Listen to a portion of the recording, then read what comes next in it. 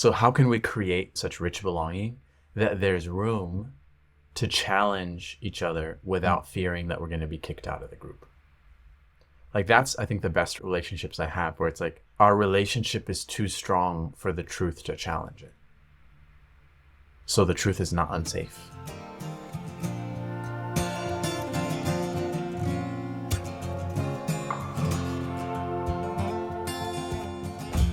Welcome to the Wider Roots podcast, a show about how we can use the power of coaching and personal transformation to help create the world we most want to live in.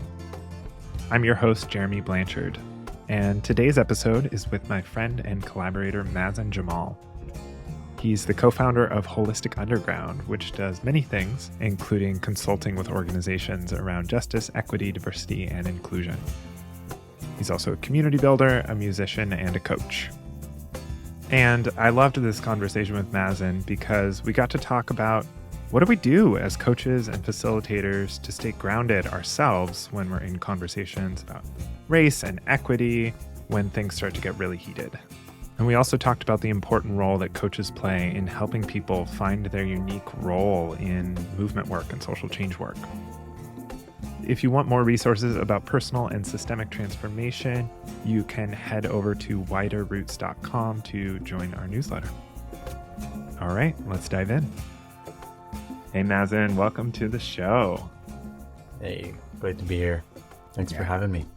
Can you introduce yourself for folks listening? Yeah. Hey, everyone. My name is Mazin Jamal.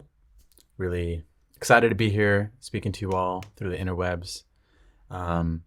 Like many of the people I'm sure will be on this podcast, I got a lot of hyphens, but I really see myself as someone who is here to support people who are creating change, people who are innovating around spirituality, social change, culture, community, art, to do what they're doing in a way that's sustainable, to be able to thrive in their health, to be able to prosper in their finances, deepen their impact.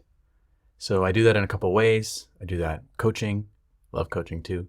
And it's also evolved that I'm bringing that coaching mindset to an organization, well, a few. So I have a fiscal sponsorship business where, it's a nonprofit that helps other nonprofits do their thing, and we handle the back end. I work a lot with change makers, spiritual innovators of color, particularly activists kind of around the world, coaching, consulting, tactical support. And I've done a lot of consulting too, doing a little less of that now, but around justice, equity, diversity and inclusion, culture, and I'm a musician.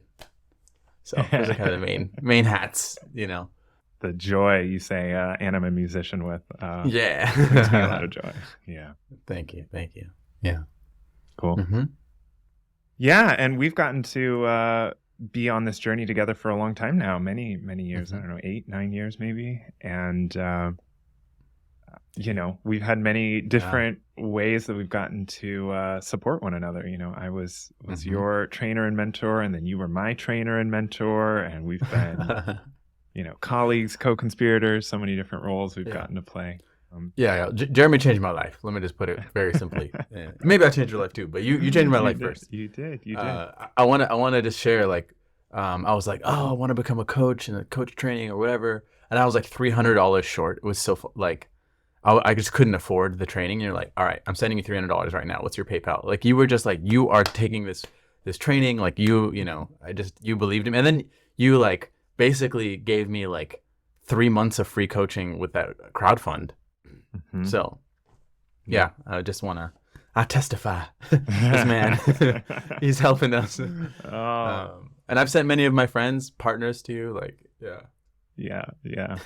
Well, thank you. Yeah, it's been a Mm-hmm. joy, and thank you too, because this podcast wouldn't be here if it weren't for you. It was a year and a half ago we were on the phone, and I was talking about how I wanted to explore these topics at the intersection of coaching, personal transformation, systemic transformation. And you were like, why don't you start a podcast? So a year and a half later, here we are. So Thank you for that. I'm glad to be here, man. This is an honor. Yeah. Yeah. So let's get into it. I'm curious about your approach to JEDI stuff, justice, equity, diversity, and inclusion, your coaching, your consulting in that regard. One of the reasons I was so grateful to get to learn from you for that year-long program that I did of yours is the way that you bring together a truth-telling around these topics and an inviting space. And I have a bunch of questions related to that, but one is just, what's like the origin story there? Like, what in your experience in life has helped shape that approach being available, prominent for you? Yeah. My mentor, Tony Moss, put it in a certain way that's really held true for me, which is it's really all about consciousness evolution, which sounds super out there. But what it really means is, as humans, we are so creative. We have all this technology, we have all these solutions and systems and all these different ways that we can do things. We've got all these environmental solutions. There's like 50 million books. Like, if we just followed the book, we could fix the economy, right? We have all the ideas, but we more or less like can't get along for a long enough period of time and cooperate effectively to make things happen. It's a big part of it. And there are also people who are really stuck and are working really hard and very effectively and cooperatively towards keeping things the same or moving things in a direction that, you know, to them, they probably think it's for the best, but we're all like, nah, that's not the only way. And, you know, we can get into that later. So a big part of my inspiration and everything I do is I did a lot of study in university around different social movements. So I studied the Occupy movement, I studied the Arab Spring, the Civil Rights movement, and all the different branches of the 60s and 70s movements. I got to study under people who were doing that. I got to have conversations with Elaine Brown and Bobby Seale, former, you know, chairmen of the Black Panther Party. I got to talk to all these OGs, you know, and was also and have been a part of the revolution in Sudan. You know, when I talk about Arab Spring studying, I mean, like, I was talking to people who were like being tortured and like, you know, because I had friends and connections in Egypt, where I'm going tomorrow, another story. But all that study, right? And I'm an activist at this time, and I'm so passionate, right? But I knew something was off, and it really dawned on me when I discovered holistic health. And at SF State, there's this holistic health department, and it's like, you walk in and it's just like free tea, and there's like all these different books everywhere and like musical instruments on the walls, like kind of like what my life is now. Right? I was just like, what is going on? And in that, I got to learn about traditional Chinese medicine and Ayurveda and meditation and indigenous, like Native American philosophies and all these different perspectives. So I was just like, okay, we're out here burning out. And then before it was called cancel culture, just canceling each other. And like, we're talking about creating this better, healing, loving world, but like, we are not able to, we don't have the tools and the skills and the capacity a lot of the time to embody that.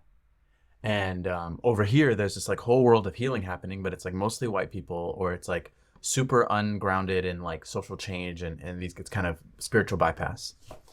And meanwhile, I'm an artist, you know, and I'm in all these bands, and it's kind of the same thing as activist spaces, where it's like a lot of substances, a lot of like staying up late and going hard, not really taking care of yourself, you know, and all of that made me and a few of my friends feel like we need to bring these things together. We need to bridge the creative, the arts, the activism and social change, and the healing and the mindfulness and the self-growth, self-development. So Holistic Underground was born, and has taken many twists and turns since then. But really that common thread is, how do we bridge these three kind of spaces of change?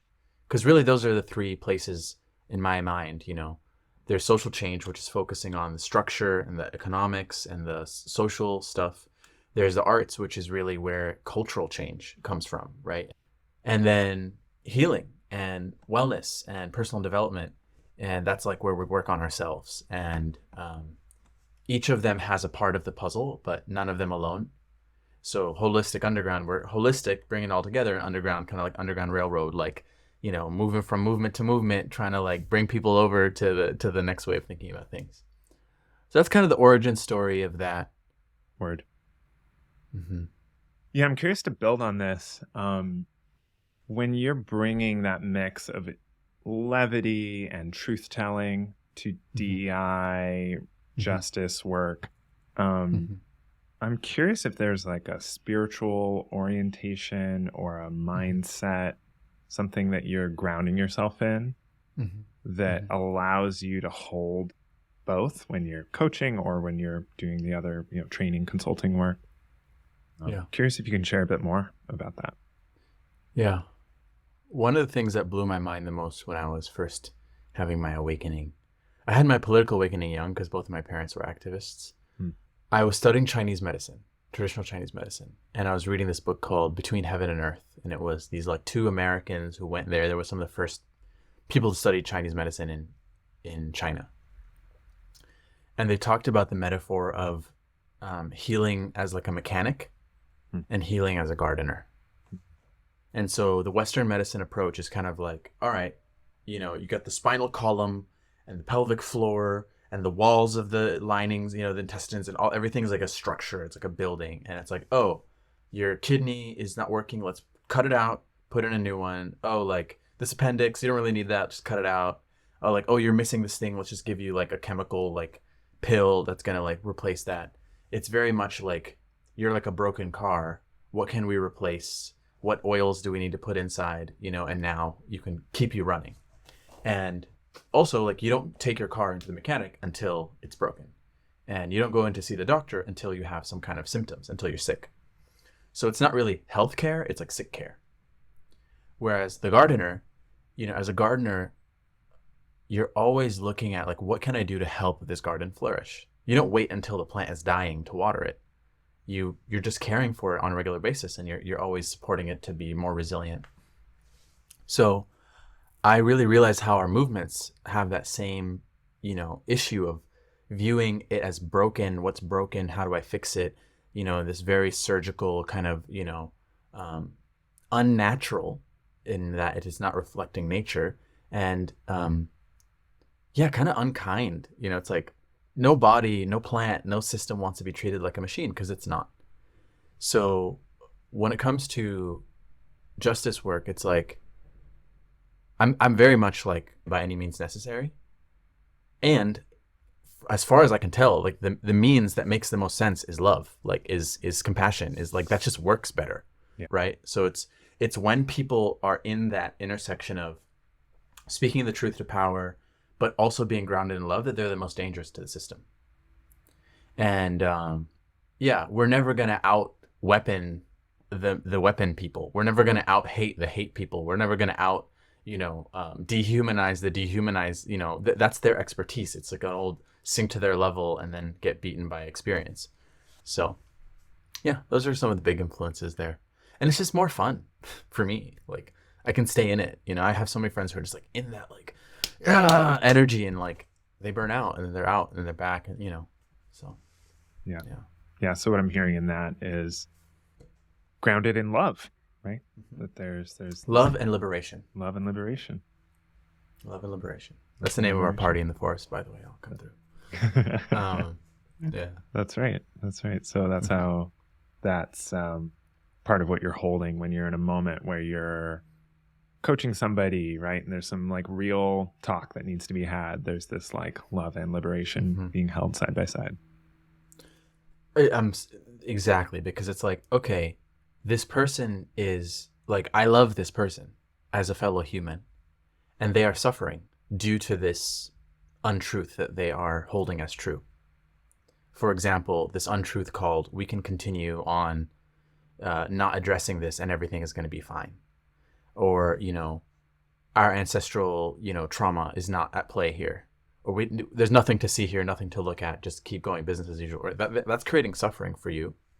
And it's hindering your ability to be liberated both internally, personally, spiritually, right? Because the truth will set you free, right? But let me help you liberate. Like, you liberate yourself from this lie, as someone who loves you, as a beloved, fellow human.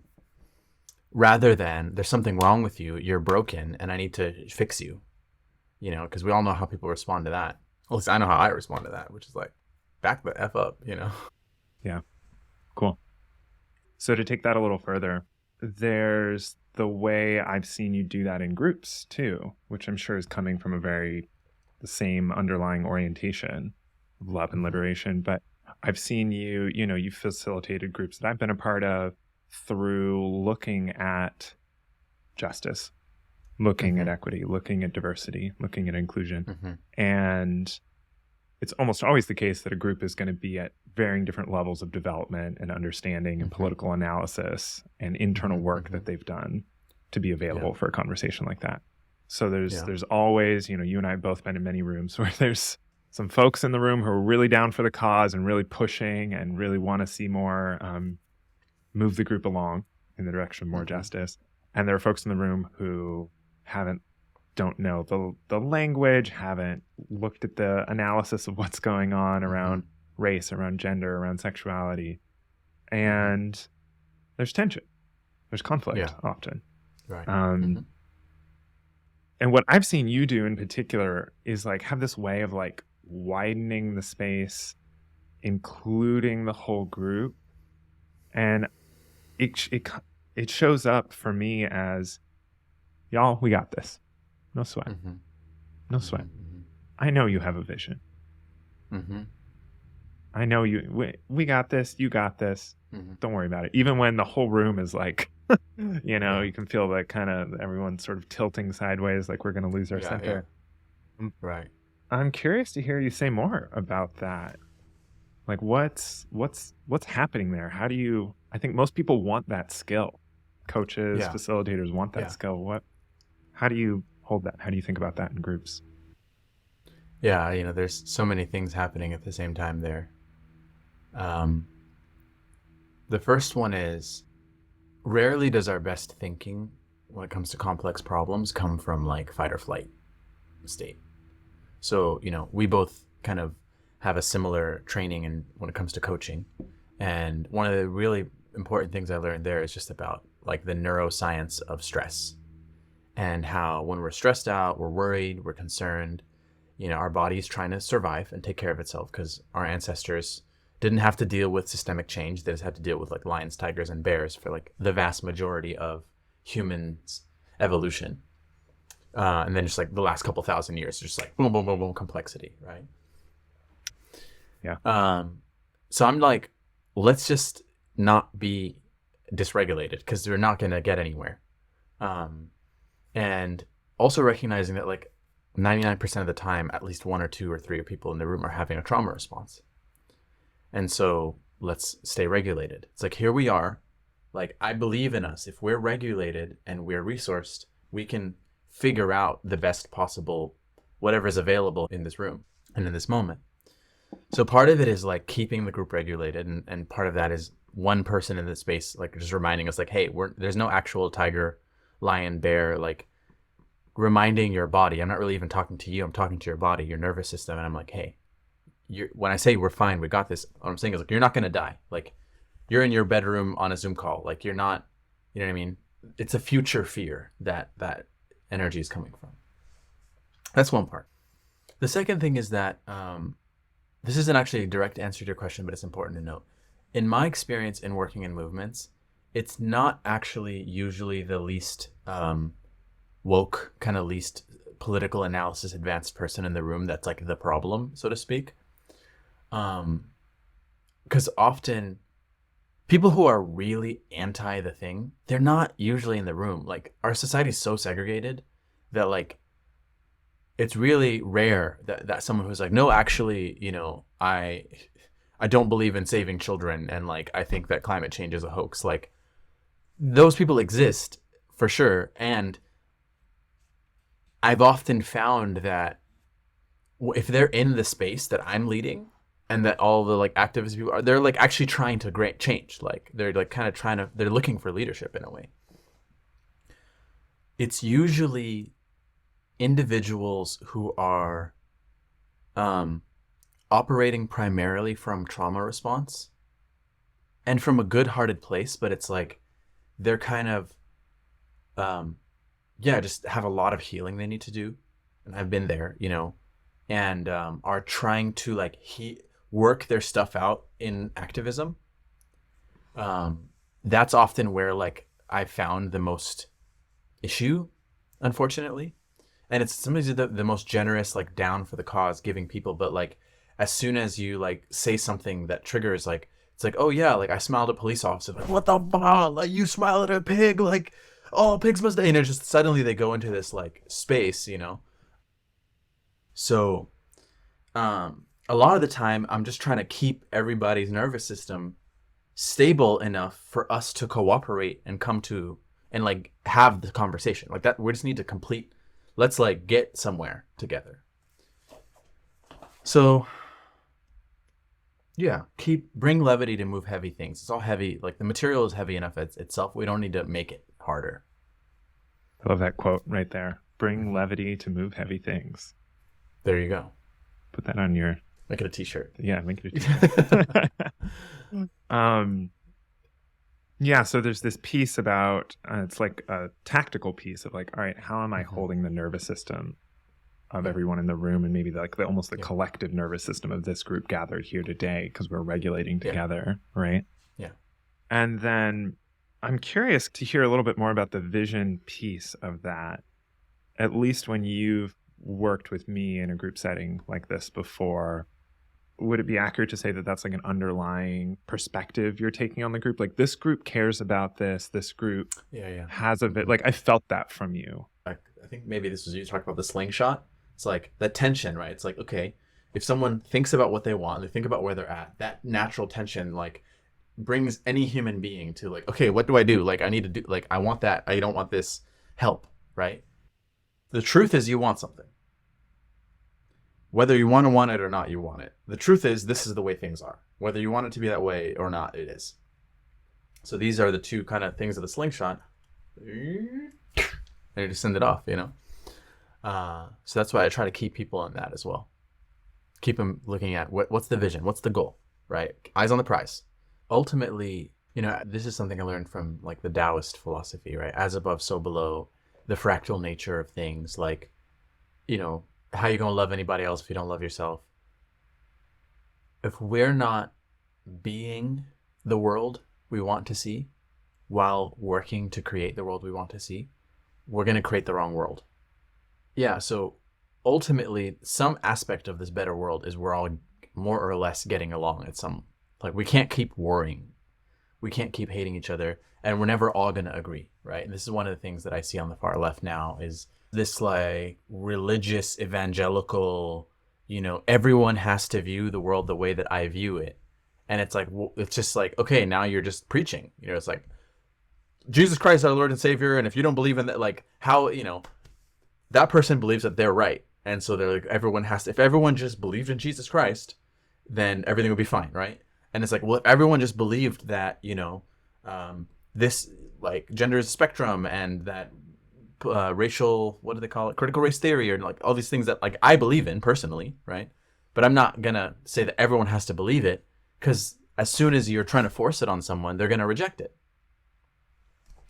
You know, one of the things that I've really enjoyed and benefited from a lot from like my spiritual teachers is how they convert you through example.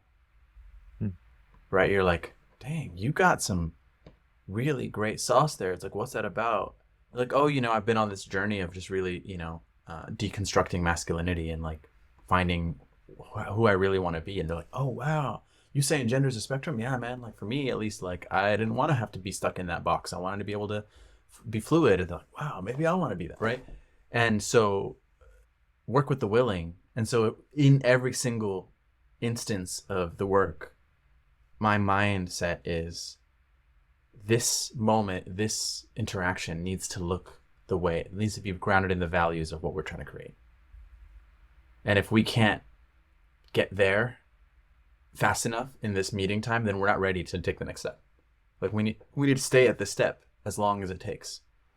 Slow is smooth, smooth is fast, because otherwise we'll rush, we'll get, and then the problem will bite us in the ass later, which it still happens for me all the time. Like, you know, I learned from trial and error is how I learn. Yeah, I love that. It makes me think about the book, This is an Uprising, talking about how Gandhi thought about organizing, which the term was prefigurative organizing, that we have to, at least a part of what we're doing has to be living the world now that we're trying to create. And just like you're saying, if we're not, right, if we're doing it in a way that's burnt out, completely exhausting ourselves at all costs, for the sake of the movement, fully combative 100% of the time, right, othering, where's that going to get us, right? We win a few policy victories, but in terms of our underlying like cultural way of being with one another, we're still very far from the world we want. And I'm so glad you brought the word organizing, because I really view everything I do as community organizing, kind of at the first and foremost. And it's really hard, but it's like, how am I going to be out here like, hey everyone, we deserve better. Like, the life doesn't have to be this way. Like, our children deserve better. The future generations deserve better. The earth deserves better. So let's make a better world. And I'm out here like burning out and not taking care of myself and not practicing kindness and compassion. It's like, and they need to stop othering us, and they need to stop, telling us we're less than, and they need to like be nice to us. And I'm over here like, be like, well, this person doesn't deserve human dignity, Another big one is like, as an abolitionist, right? It's like, okay, if I believe that prisons are not working to reduce harm in the world, you can't be an abolitionist and not believe in redemption. Because some of the people who are in prison did do bad things, did do things that you would not accept, right? But there has to be some redemption possible for those folks. There has to be some kind of like, okay, you have a mental illness, you're unable to, you're not able to manage your trauma. But like, what's the difference between someone who was a drug dealer in their community because that's how they thought they needed to survive, and someone who was born into some like crazy wealthy family and was like abused by their parents and like had to fit into this box of like being whatever, insert fancy last name here, both of them are kind of were sick, grew up in a toxic environment and then are living out their trauma. And so there needs to be a redemption. We can't kill all of them and we can't kill all of them. Like, they have to exist on the earth. So like, what are we going to do pragmatically? We have to heal. We have to be able to heal ourselves to heal others. And it's harrowing, it's like, oh my God, what? I have to heal the sickest people on earth? Like, what am I going to do? But the ingredients are simple. It's community, it's music, it's coming together, it's all of our indigenous wisdom and practices. It's, good food and rest and care and a little bit of love. I'll say one last thing here is just, I came to the United States after spending my early teens in Dubai in the Middle East. And I grew up in a very anti-Semitic, homophobic. It was illegal to be Jewish in that country. It was illegal to be gay in that country. And though like it's not like, the most sexist, it's not like Saudi Arabia level, like women can't drive it or anything like that. But definitely like very, very old school gender norms. So I come to the United States and I'm like super homophobic and sexist and anti-Semitic. Like, I just didn't know any Jewish people. I didn't know any gay people. I had all these friends who are from Lebanon and Palestine, and the only thing I know about Jewish people basically is like that Israel is bombing their families and killing their cousins. My friend's grandma they dropped a bomb on her. Like, they're like, yeah, that's what Jewish people do, right? That's how I grew up. And it was coming back here, my cousins, loving me out of it, and then I was in a beautiful relationship with a Jewish woman. She was like Sephardic and Ashkenazi, like mixed, and loving her, helped me heal the anti-Semitism.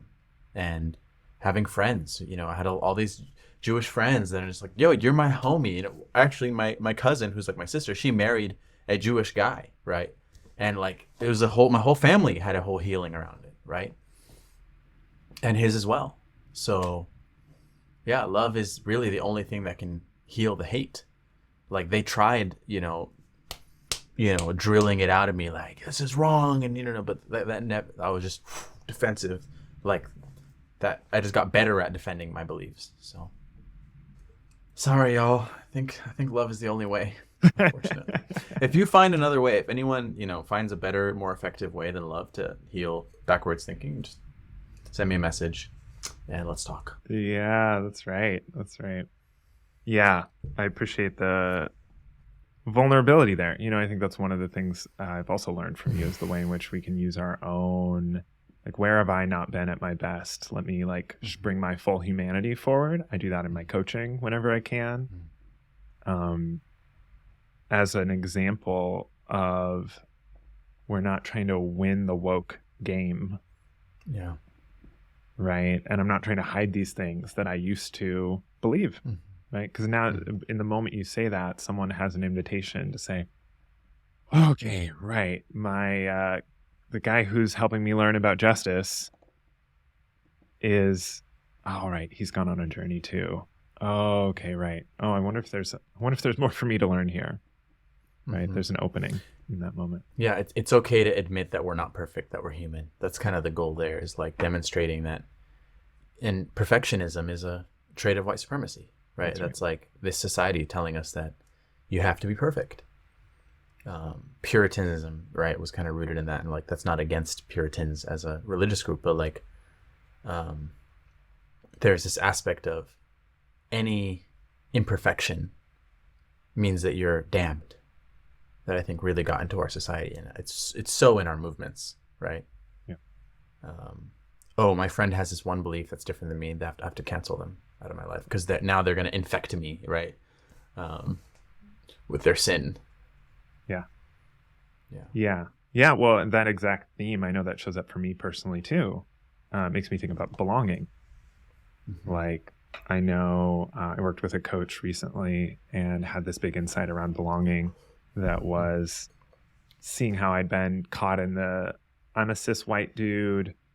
I've got some projects I want to do related to social change work, and I do not want to fuck it up, because if I fuck it up, I'm going to get canceled. Yep. And so I'm sitting there finding myself holding back and holding back and holding back and not bringing what I've got to bring forward. And the coach I was working with, she said just one super simple thing. She said, yeah, it sounds like you're really wanting to like protect and take care of your belonging in these spaces. And I immediately started crying and was just like, oh God, no one's ever put it that way before. Like, belonging's been this conceptual thing. We talk about othering and belonging, but at the moment it was like, oh, right. Yeah. I feel like my belonging is at risk in that moment, whether or not it's true, but that's how it feels. Thank you for sharing this story. Yeah. It's beautiful. And so, yeah, it makes me curious. I know a lot of what you do, all the work you do, kind of comes back to belonging in one way or another. At least that's a big theme. Yeah, curious how you think about that. Is there like a way that you ground belonging in something like what that actually means outside of like a big concept, or how you approach maybe creating belonging, fostering belonging? Again, it's kind of coming back to like evolutionary psychology a little bit. Like, if you didn't belong in the tribe, you probably weren't going to survive. That's right. There's no surviving in this world in isolation. Even if all you do is eat other things, you can eat other things. Like, there's no living creature that lives in true isolation. So it makes sense why we are so tribal, and so afraid of challenging our group. So I view belonging primarily as we're able to like be ourselves without needing to pretend, wear a mask. You can just be yourself authentically, and kind of discover what that is, because we don't actually, rarely do we fully know what that is, and it's always changing. But the energy that you spend pretending to be someone you're not, you can spend on discovering who you actually are. Belonging is also about having a place in the picture, in the project, in the group. Like, whenever I talk about inclusion, I break it down into belonging and purpose, because, I give this example a lot when I'm working with students. Like, I do a lot of university commencement speeches and stuff like that. And it's like, if you go to a party and you don't know anyone, you feel super awkward, you don't belong, right? And then someone's like, hey, can you help me like make this salad? Right? Then you're like, okay, I have something to do. And you're not talking to that person about salad. Like suddenly, you have a purpose, you have a role. And that actually is like the fastest way. Like whenever I'm having an event and people come early and they don't know anyone and I see them being awkward, hey, can you come help me wrap these cables? Like, oh, can you actually like, I just start giving them things to do and then you just see them like brighten up, and it's like a job, like something to do, a purpose, like meaning, like reason to be here. So how can we create so much belonging, such rich belonging, that there's room to challenge each other without fearing that we're going to be kicked out of the group? Like that's, I think, the best relationships I have, where it's like our relationship is too strong for the truth to challenge it. So the truth is not unsafe. Yeah. And that takes intentional investment in relationship, in belonging, in purpose, each person having, their connection to purpose, to why they matter within the group. Sometimes that happens very organically. I know that's why I'm so invested in movement work, is because the people I organized with, led trainings with, did movement work with, were some of the people I felt the most mattering and the most relationship with. I actually think that a lot of the people, that reason that people keep going back to social activism work, even though it's burning them out, is because of all the belonging they experience there, right? It's like we're all a part of this thing that's bigger than us. And I think that honestly, like I love protesting as much as anyone, right? Like I enjoy the feeling of it, but sometimes it's really good, but largely it's a galvanizing the movement. It's like it's for us to be together and feel like I'm not alone, and see, because especially now the media just portrays what's happening. They're going, whatever channel it's on is going to tell the story in a completely different way. And I'm curious to add in tactical suggestions that coaches could use. If we were to get practical about some of this, I'm thinking, maybe there's a few that you want to add in here, but I'm thinking in particular, I've heard you talk about energetic cleansing when you're dealing with really heavy topics like this. Like what can the coach or facilitator or practitioner do to like kind of manage their own energetic space while they're working with traumas that are in the room, even if you're not a trauma healing practitioner, there's traumas while you're dealing with heavy topics. Curious, what you would say about the energetic cleansing, and if there's any other tactical, like what can people actually do to bring these justice principles into their coaching? The first thing that comes to mind is developing a relationship with your own spirituality, and particularly ancestors. Because look, spirituality just means that which is not material. Anything that exists beyond the material is spiritual, literally, right? So it doesn't need to be a religion. It doesn't need to be like, it's not a white dude in the sky. It's not what I'm talking about. It's like the deep why, the deep why, and the mystery and the questions and the unknown. And so there's spirituality as far as like what you believe and the faith, and like that's good and helpful in a lot of ways. But then there's spirituality as like the practices. So whether that's meditation or dancing or singing or music or whatever it is that helps you connect and stay in that juicy space. So among the reason I say like connecting with your ancestors too is because ultimately like we're dealing with a multi-generational challenge. It's like rooted in ancestral trauma and ancestral mistakes and ancestral conflicts.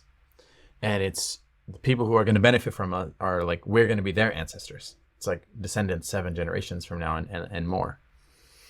So relating in that sense of lineage. And from there, exploring what are the practices that my ancestors used to take care of themselves energetically. So finding the lineages that you feel connection with and being in right relationship with them is key, because, these plants that we use for energetic clearing, for example, right? Like I talk a lot about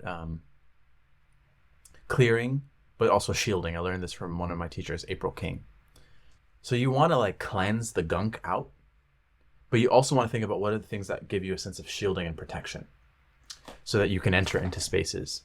And I say shield, not armor, because armor, it's like a shield you can easily put up and down. Armor, it's like you're wearing it and like you're not sensitive anymore. You can't, and you hug someone, you hurt them. It's very heavy. So really thinking of it as shielding rather than armoring. And for me, every morning I use frankincense and myrrh because those are plants that my ancestors used. It's also anyone who's Catholic, anyone's from East Africa, a lot of other parts of Africa, those are very common. Some people use rosemary as a shielder, as a protector. I use sandalwood because that's what my ancestors used. A lot of people say that white sage is something not to use too much because it's kind of been over harvested. But there, sweet grass, if you're of European heritage. But the point here is just, you're doing, it's like hygiene. It's like personal hygiene, right? Like if I don't brush my teeth and I go and kiss somebody, I'm exposing them to like all kinds of bacteria and germs, right? So if I'm a coach and I don't clear my energy and I come in and bring people into my energy, or I'm a leader, I'm now exposing them to things. And in the process of doing that, you develop a sense of self-attunement where you're just so much more aware of your own energy field, what's in your energy, and it helps you take care of yourself better. So that's one tactical thing. Yeah, the other thing that comes to mind is like if I had to like assign a task to all the coaches in the movement, I would say, 1, help people find their niche. Like if every single person found where and I call this the purpose place compass if people want to text me or email me for the tool, but what are my values? What are the experiences and challenges that have shaped me? What are my natural born gifts and strengths? And then what are the causes or issues in the world that really light me up for better and for worse, right? And the intersection of those things, what you value, what you just can't stand, what you experience growing up. This includes your race, your identity, your intersections, and then your skills, your natural gifts and privileges. Maybe it's things you've inherited, a language, wealth, a certain knowledge of how things work, a degree. That intersection, right? If we could help everyone find their niche. The second is if we could help people not burn out while they do what they do.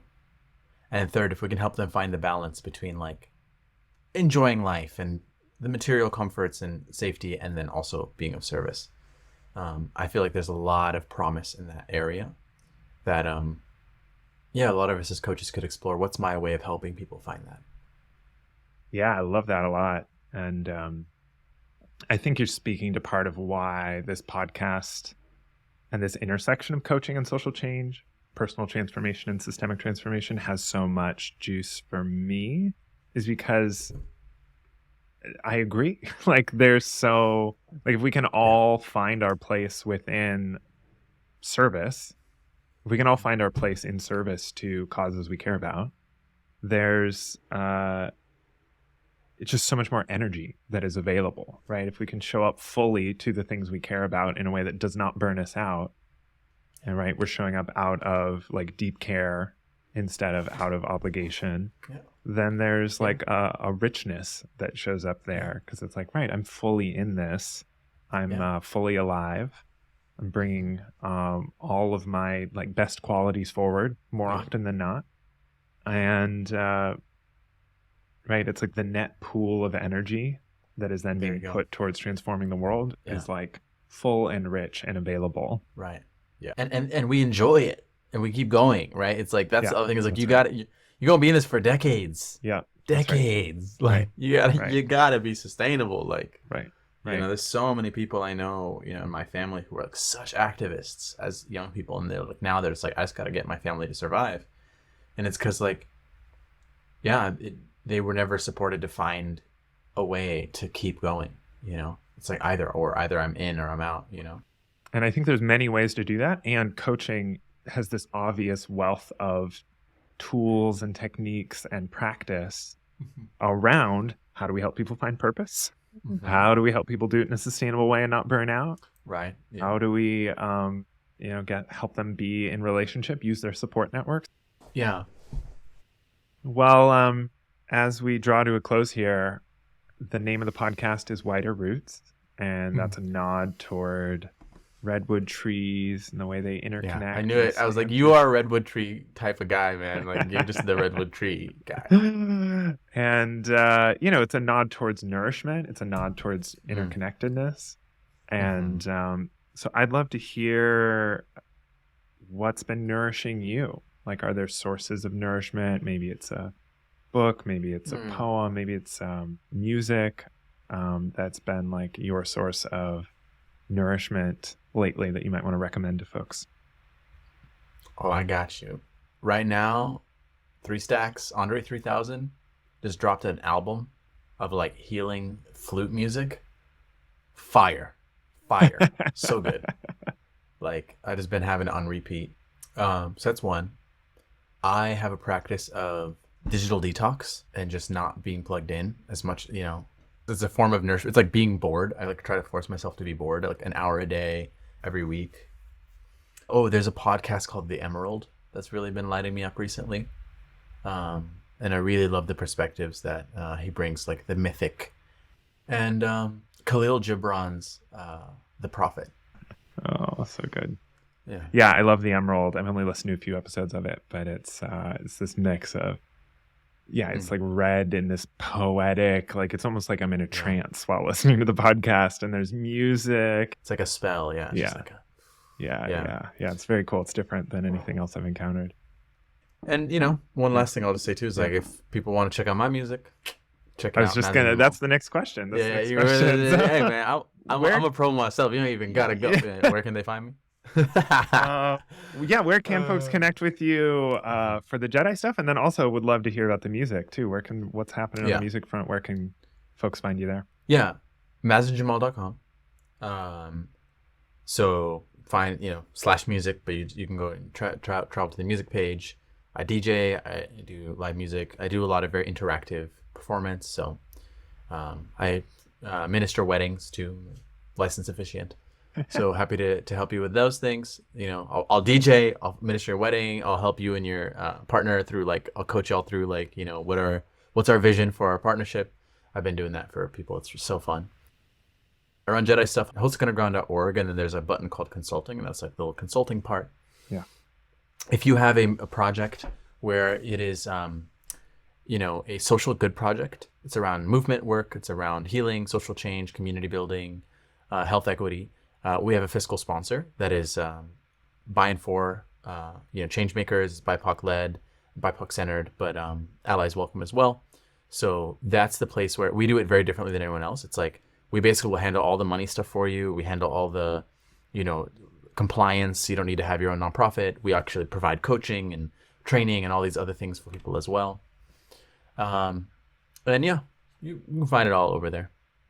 Oh, one last thing is I do throw events. So if you check out embracecommunity.co, you can also check out, this is like a BIPOC-centered community around spiritual innovation. So people who want to check that out, they're welcome to take a peek. And most of the in-person stuff is in the Bay Area? Oakland, California. Yeah, that's right. Oaktown. Yeah. Mazin. Jeremy. Thank you, buddy. Thanks for being here. This has been such an energizing conversation for me. So grateful for you. I'm ready to go. I'm ready to take the day on. I'm just like, let's go heal the world.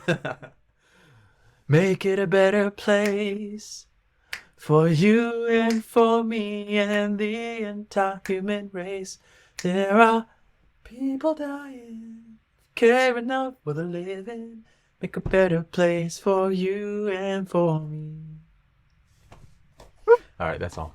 That's right. That's the way to end this podcast. I get you some. It's a MJ anytime. It's on cue. I love you so much. So grateful for you. Glad you're in my life. Thanks for being here. And rock on. Rock on, brother. Peace. Thank you so much for listening. Check out the show notes for links to the resources that Mazin mentioned and other ways that you can connect with him. Episode 3 comes out in 2 weeks with anti-racist facilitator and somatic coach Dara Silverman. It feels so special when we get to be with other coaches who are politicized. Of like, oh, I get to actually like be in these questions about like what are the contradictions that I'm feeling in this moment working with friends who don't share my politics. What does it mean to like be with a white person when they say something racist in a section? So make sure you subscribe in your podcast app of choice so that you can catch that episode and all the future ones. And if you'd like to tap into the resources I've collected at this intersection of personal and systemic transformation, you can head over to widerroots.com to sign up for the newsletter. If you have any ideas for topics you'd like us to cover on the show, you can email me at podcast@widerroots.com. And you can follow the podcast on Instagram at widerrootspod. Thanks to Wildchoir for the theme music for this show. You're currently listening to their song, Remember Me, which will play us out. And a fun little piece of trivia is that Mazin was actually in Wildchoir for a long time. So enjoy this track. See you next time. Remember me to the earth, mama. Please take away all the hurt, oh mama. Remember me, remember me, remember me. Remember me, remember me, remember me. Remember me, remember